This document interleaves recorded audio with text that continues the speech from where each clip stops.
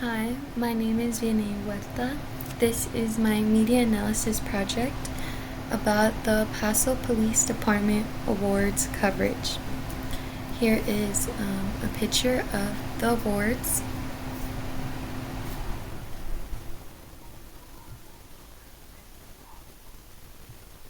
Here is the media introduction. This media piece is El Paso Police Department Awards Compassion Value at 2024 Awards.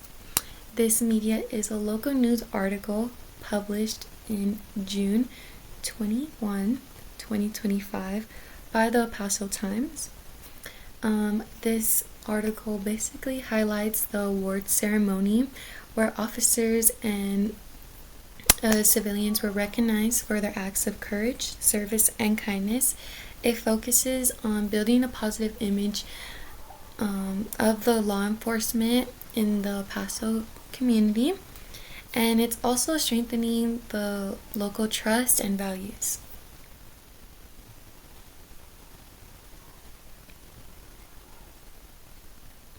Here is the platform background of the El Paso Times. It was founded in 1881 by Garrett, which is a news network company. They also own US Today. The audience is residents in the El Paso and Juarez region. This basically serves coverage of the border region's issues like immigration and police and community events. This article, well, not article, but the El Paso Times reached tons of thousands of readers through print and online. The demographics, it's mostly adults, English speaking or sometimes bilingual, interested in the local news and public affairs. The way they fund the El Paso Times is by subscriptions and advertising, basically through advertising through commercials on their page or like pop-ups on their website, and through their print too. They will have little ads on the side. Through their subscriptions on their website, when you click on it, you have to subscribe to get more information about the article, things like that. You can pick out your subscription plan, and yes. The audience reach. Specifically in this article, it reaches through ages of 30 to 25, mainly English speaking, like I said, some bilingual, interested in news, local news, crime, public affairs, border issues, education. Those are my demographic sources. The first one is basically they've done a survey throughout the El Paso, and it kind of gave feedback on how many people watched and, well, not watched, but read the El Paso Times. Audio assessment. Here's a picture of the El Paso border. Like I said in the audience reach, it's mostly people who live in El Paso, ages 30 to 65-year-olds, both English and Spanish speaking. This article was published for the local news source, and it shares stories about what's happening in the area. This article in particular seems like it's made for people who care about their safety and like to hear positive things about the police and community.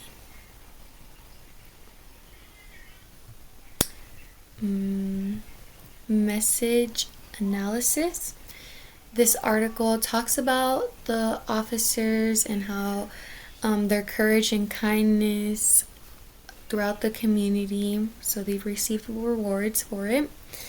It makes the officers look good, showing how they help the community.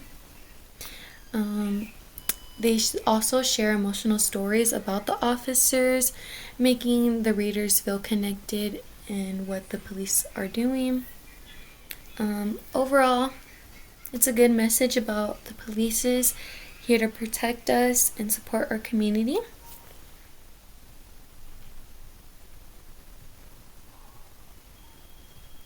Police, media effects. Basically, this article affects the media by making the people feel good about their community, and it also gives the readers a better look about the police officers in their community. It really only focuses on the officers and highlights on the good stuff that they done instead of like the negative and controversial stuff. So by reading that, I picked agenda setting theory. It gives people a guide to pay attention to the helpful things the officers have done. Doesn't put anything about the bad stuff. I also picked cultivation theory. Basically, I picked this one also because if people are seeing stories like this, they might start thinking that the police are heroes or really important people in the community, which they are. It helps the building in trust and gets people more involved with law enforcement, hearing like their emotional stories, things like that.